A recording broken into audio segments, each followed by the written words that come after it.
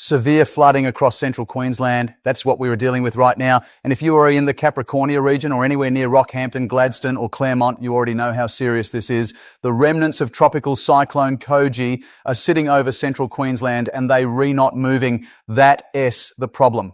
I've analysed the latest data from the Bureau of Meteorology, reviewed the model outputs and examined what's actually happening on the ground. The flooding situation is critical. There is potential for severe thunderstorms returning to the southeast later this week, and another tropical low is developing in the Coral Sea. I'll walk through all of it. First, Tropical Cyclone Koji made landfall yesterday just outside Bowen as a Category 1 system. Now it's weakened to an ex-tropical low, but that doesn't mean it's finished causing problems. Far from it. The system has tracked further south than initially expected, currently sitting over central Queensland, roughly between Mackay and Rockhampton. That southward track has dragged the heaviest rainfall with it. We were expecting the Clark Range to cop the bulk of the rain, and while some areas up there have recorded over 500 millimetres, the worst rainfall band has shifted south. From Mackay down through Rockhampton to Gladstone, that's where the heaviest falls are occurring right now. Overnight, Clermont recorded 190 millimetres. That's nearly 200 mils in less than 12 hours. St Lawrence and Sarina are reporting similar totals. The flooding that resulted from this rainfall is significant. And here is the critical point. The worst of the flooding hasn't arrived yet. Flood impacts typically lag behind the rainfall by 12 to 24 hours. All that rain that fell overnight is still making its way through the river systems. What you are seeing this morning is just the beginning. Peak flooding across central Queensland is expected this afternoon and into this evening. The Bureau's river height data shows the situation developing rapidly. Lake Theresa, just a few hours ago at sunrise, had water flowing over the weir, but conditions were manageable. 2 hours later, the volume coming through had increased dramatically. The water level is rising very quickly. There's a clear distinction between the muddy floodwater and the clearer water, which tells you this river is absolutely roaring downstream. At Theresa Creek near Clermont, the difference between 24 hours ago and now is stark. This is a substantial creek that can handle a fair bit of water. Right now it's completely inundated. The flooding through this part of Queensland is the worst we've ever seen since the northwestern Queensland floods around the Cloncurry region a couple of weeks back. The Isaac River is experiencing similar conditions. Dams that had minimal flow over spillways a few hours ago are now pumping water through at significant rates. If you're in a flood-affected area, remember the official SES advice. If it's flooded, forget it. Never drive through floodwater. The depth is deceptive, the current is stronger than it looks, and the road surface underneath may have been washed away. I'm actually surprised there haven't been evacuation orders issued yet for some areas. That could change throughout today. Keep monitoring Emergency Management Queensland and local emergency services for updates. Have an evacuation plan ready. Know your route out. Don't wait for the order if conditions are deteriorating around you. Now, the rainfall isn't finished. The ex-tropical low will continue moving inland throughout today, but it's moving slowly, very slowly. And that means more rain across already saturated catchments. For this afternoon and evening, the convective forecast models are showing continued heavy shower and thunderstorm activity. Rockhampton, you are looking at another 100 millimetres on top of what's already fallen. Gladstone could see 30 millimetres, possibly up to 100 if convergent zones set up in the right spot.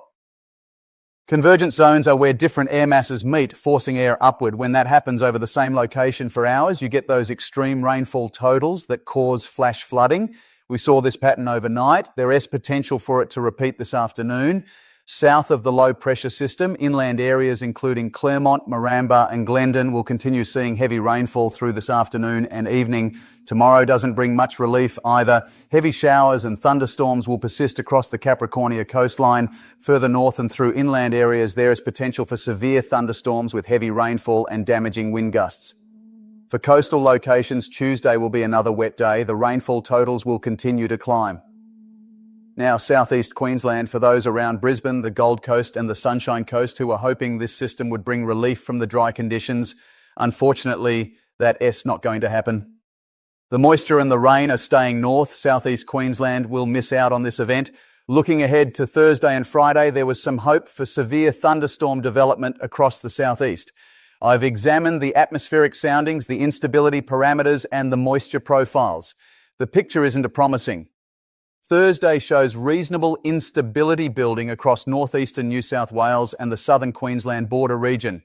Cape values that see convective available potential energy are approaching 1,000 joules per kilogram in some areas. That is enough for thunderstorm development. Wind shear is moderate, around 30 knots. That is sufficient to get a strong storm organised if something can get going. But for southeast Queensland proper, Brisbane and the Gold Coast, the atmosphere is too dry and too stable. There's not enough heat and not enough moisture to support significant thunderstorm activity. Friday, the situation improves slightly southwest of Toowoomba. Areas around Goondiwindi, Texas, west of Warwick, those regions could see decent thunderstorms Friday afternoon and evening. But for the coastal southeast, it's still too dry. Saturday brings a bit more moisture in from the Pacific. There is a chance of higher precipitation storms across parts of the Burnett Forecast District, the Scenic Rim, and around Wyaralong. But I'm not getting my hopes up. The Cape values are running around 500 joules per kilogram. For thunderstorms, you want at least 1,000. For severe thunderstorms, ideally 1,500 or more. We know we're close to that around Brisbane or the Gold Coast. It needs to be a lot hotter and a lot more humid. There's just too much dry air aloft.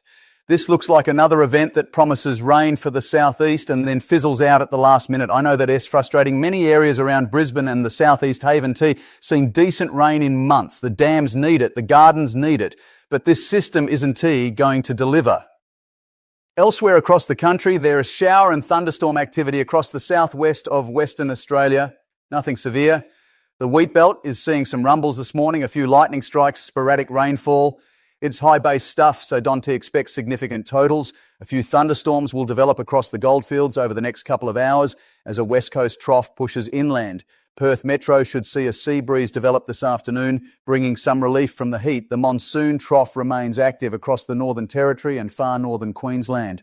Tropical moisture is feeding in across the top end and parts of northwestern Queensland.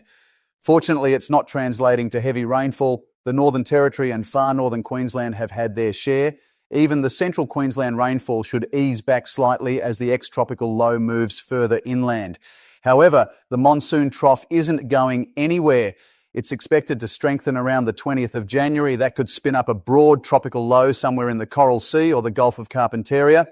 There is also potential for a tropical cyclone to develop off the Western Australia coast in the Indian Ocean. I'll have more details on those systems in future updates once the picture becomes clearer. Now, the Coral Sea low. There is another low pressure system beginning to develop northeast of New Caledonia. Shower and thunderstorm activity is building west of Vanuatu. This system is expected to develop into a tropical low over the next couple of days and initially track toward Queensland. But, and this is important, it is not a Queensland threat. I've seen some forecasts hyping this system up, suggesting it'll bring heavy rain and strong winds to the central Queensland coast. That is not going to happen. The steering pattern will push this system away from Queensland before it gets anywhere near the coast. It'll recurve south, weaken, and eventually track toward New Zealand. Not one forecast model is showing this system impacting the Queensland coastline over the next week. That is very good news. Central Queensland doesn't need another tropical cyclone or another flooding event. Longer range models out around Australia Day are suggesting the monsoon trough could strengthen significantly. That may produce another tropical low or a rain-bearing depression. It is too early for specifics, but it is something to monitor. For those in central Queensland dealing with this flooding right now, stay safe. The worst of the river rises are still to come this afternoon and evening. Don't underestimate the power of floodwater. Follow all warnings from emergency services. If you're retold to evacuate, go. Don't wait. Check on your mates, particularly those in isolated rural areas. If you've got livestock, make sure they on high ground if possible. Property can be replaced, lives cannot. The rainfall will ease over the coming days, but the flooding impacts will persist well into next week as the water makes its way downstream through the river systems. Major rivers across central Queensland will remain high for days. This is a significant flood event, not the worst Queensland has seen, but serious enough to cause substantial damage and disruption. Take it seriously, be prepared, stay informed. That is the situation as it stands this morning. Conditions will continue to evolve throughout today. Keep monitoring the Bureau of Meteorology for official warnings and river height updates. Stay safe.